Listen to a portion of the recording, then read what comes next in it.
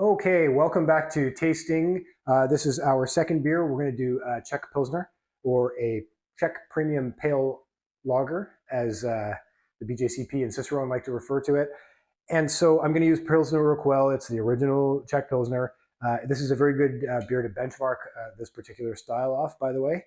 And so, just as we discussed before, I want to start off with a group of beers that have enough upfront aroma and flavor that we're not really digging around in there, but we also don't need to go right up the ladder and start, working on these just flavor bombs of barnyard and funk.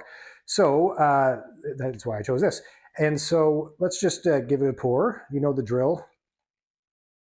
Just about that much in a proper glass. And so we're looking for a pretty clear, brilliantly clear, actually, yellow to gold beer, and that's exactly what we have. I'm not looking for any haziness, obviously, and we're not particularly interested in the head just because we're tasting. We want some, obviously. If it was totally just dead, it would be a disaster.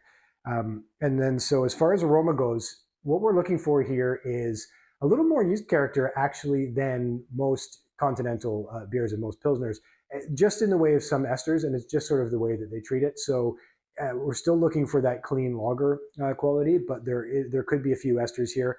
Another thing is there's a fermentation byproduct in here, diacetyl. It's that buttery butter popcorn aroma, and you can actually use this beer. If you can't get a hold of the off flavors, you can use this beer to calibrate. It's more subtle, and by the way, it's not an off flavor in this beer, but it is there, and you can kind of get that movie theater popcorn butter. And that probably should be the most evident thing in this one, because I got it from the retailer that keeps it on the shelf. The shelf. Yeah. So right away, I can smell just it's subtle, but there's butter there. There's like that popcorn butter. Okay, now going in a bit more, now we can start to pull apart what we're looking for, and that's the malt. So we're looking for sort of like a bready malt, and it's got a bit of a rich character to it. So I wouldn't even call it just bread, but like sort of, I don't know if you know what malt bread is. It comes in like a round loaf. My grandfather used to love it with a lot of butter on it. So that's what we're kind of looking for there. So malt bread, go and get some, smell it. That's what you're going to be smelling here.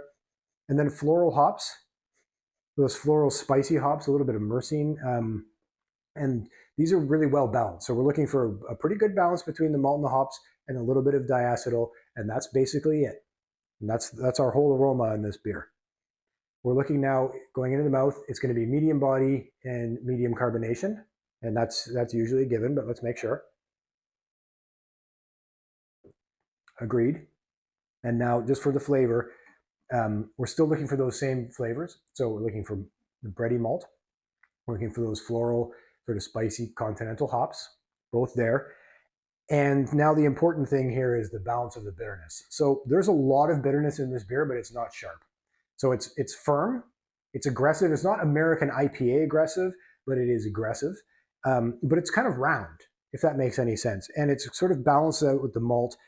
As I keep using the word balance, but that's really the key to this beer, is that the two, they might not necessarily sit here, but they kind of sit here and here. Whereas if you think an American IPA, bitterness is my right hand, we're talking here, and something like a Bock, we're talking the reverse. So in this case, we're just interplaying here and there.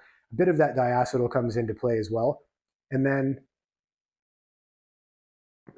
we shouldn't get any astringency, which I'm not.